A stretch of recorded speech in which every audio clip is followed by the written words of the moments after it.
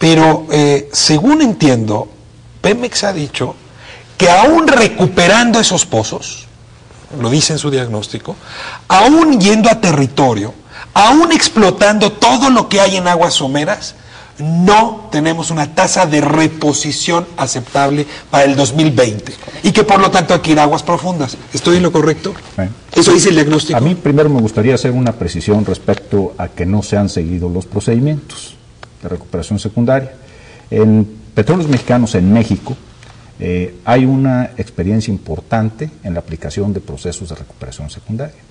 Desde los años 50, en donde se inicia la inyección de agua en el campo Poza Rica, con el cual el ingeniero participó. Luego, posteriormente, en los 60 se inicia la inyección de agua en campos de la región sur del Terciario. Luego, posteriormente, se descubren los yacimientos de Chiapas, Tabasco. También hubo un proceso de inyección de agua. Esos yacimientos, después de haber hecho la inyección de agua, hoy están siendo sujetos a procesos de inyección de nitrógeno, que son procesos de recuperación secundaria. En el mar, en las aguas someras, en Cantarell, se viene inyectando con esta batería no me deja claro que algunos de esos procedimientos están siguiendo. Bueno, ahora ayúdenme a entender. No, es que es en todos. Quisiera dejar con precisión asentado que hemos establecido procedimientos de recuperación secundaria en todas las áreas donde tenemos reservas probadas. Ahora, pero desde su responsabilidad, sí, déjeme volverle a hacer la pregunta. ¿Alcanza con aguas someras y lo que hay en el territorio para ir a la tasa de reposición, o necesitamos imperativamente ir a aguas profundas? Yo partiría de lo siguiente.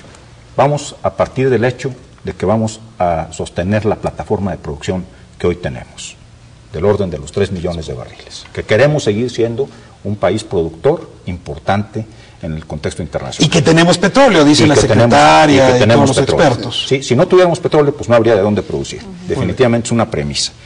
De ahí vamos al siguiente paso. O sea, si yo, para sostener esa plataforma de producción, necesito ir reponiendo, necesito ir pasando del vaso de reservas probables al de aprobadas y del de posibles al de probables, pero también tengo que empezar a llenar el de posibles. Y ese de posibles ¿necesito ir a aguas profundas para hacer esa reposición, sí o no? Sin duda. Sin duda, imperativamente. Sin duda, imperativamente, y déjenme decirles por qué. Nosotros en nuestra cartera de proyectos que tenemos más de 80 proyectos, incluyen las reservas probadas, las reservas probables y las reservas posibles. Y con eso nos da una cierta proyección. Si no incorporamos, y también incorporamos los recursos prospectivos que tenemos en tierra y en aguas someras. Y eso nos deja en el 2020 un déficit de 500,000 barriles, del orden de 500,000 barriles. Ese déficit, la única manera de reponerlo, perdón por la interrupción, es yendo a aguas profundas. Y ir a aguas profundas significa ir ahorita, por los tiempos de maduración de ese tipo de proyectos, porque me va a tomar explorar 4 o 5 años y luego desarrollar 7 años. A ver, solo para precisar la disyuntiva, que además es sano que las posiciones se fijen claramente. Usted dice es imperativo, don Francisco, usted diría no es imperativo hacer la reforma hoy para ir a aguas profundas. Sí, así es. Usted diría no es necesario. No, y mire, la inyección de agua es un procedimiento de recuperación secundaria, pero hay muchos más que no se han aplicado. Muy bien, y esos procedimientos sustituirían la necesidad de ir a aguas profundas. Ese es el argumento. Bueno, en parte, y como lo dijo él, hay mucho que hacer en el territorio. Mire, de todo lo ya descubierto, solo hemos recuperado el 11%. Somos el país con el menor índice de recuperación de lo que hemos descubierto. El promedio mundial es superior al 30%. Claro. Y la razón es esa, que hemos encontrado petróleo más barato y hemos descuidado lo que tenemos, el resto. Ahora, esas cifras, si me permites un comentario. Es que no quisiera, pero yo entiendo que es una discusión muy interesante entre ustedes, pero les confieso vamos a debatir. Que, digamos, sí quisiera un poco mover la discusión porque hay como otros 3 o 4 temas que me parecen muy importantes. No nos vamos a poner de acuerdo si están siguiendo o no los procedimientos adecuados. Dejémoslo aquí. Creo que quien requiera puede profundizar. Porque tengo la necesidad don Francisco, y si me lo permite lo voy a poner así, de, como dicen los abogados, que me ayude a suponer sin conceder que es necesario ir a aguas profundas. Voy a hacer ese escenario para poder hacer la pregunta ahora sí jurídica que nos importa a todos. Suponiendo sin conceder que tuviéramos que ir a aguas profundas, vuelvo a preguntarle si la ley nos lo permite. Y de paso le pregunto si existe algún país en el mundo donde una empresa nacional haya ido a aguas profundas sola. Entonces, sin necesidad de hacer contratos o concesiones. Los contratos son necesarios en toda la industria internacional. Los contratos son la manera en que las empresas se relacionan unas con otras. No hay empresa en el mundo que pueda vivir autárquicamente. Entonces, ¿cómo se relacionan las empresas? ¿Cómo dialogan? ¿Cómo se transmiten tecnología? ¿Cómo comparten riesgo? A través de una relación contractual. Y es muy interesante el tema de la relación entre el marco jurídico y la realidad. Nuestro marco jurídico se está alejando de la realidad del país. Teníamos un esquema jurídico que nos permitía vivir con cierta realidad. Estaba bien para Cantarell. Estaba maravillosamente bien para Cantarell porque nos permitía una existencia, nos permitía una autosuficiencia lujosa. Estamos necesitados de relacionarnos con otros agentes. A ver, déjeme preguntarle, ¿nuestro marco jurídico está bien para la cuenca de Burgos? Yo diría incluso que no. No. Yo diría, porque es un...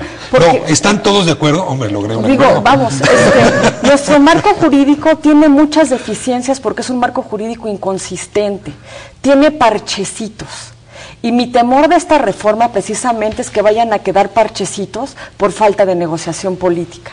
Los marcos jurídicos de una industria tan delicada como esta tienen que ser muy congruentes. ¿Y si regresáramos a 39 con Lázaro Cárdenas, ¿podríamos ir a aguas profundas a la cuenca de Burgos? Depende, porque Lázaro Cárdenas limitaba los contratos a empresas de nacionales. Ahora, tenemos una insuficiencia de know-how, a mi juicio, para ir a aguas profundas. A ver, hacia allá voy. Esa es la siguiente pregunta. Esa clausura es muy importante. Sigo con mí, suponiendo sin conceder que tuviéramos que ir a aguas profundas. Hay dos razones que he escuchado, por las cuales ahora sí, se vuelve necesario que el Estado mexicano y su empresa, Pemex, se asocien con particulares. Una serie de razones tienen que ver con aspectos tecnológicos y luego otras con aspectos económicos.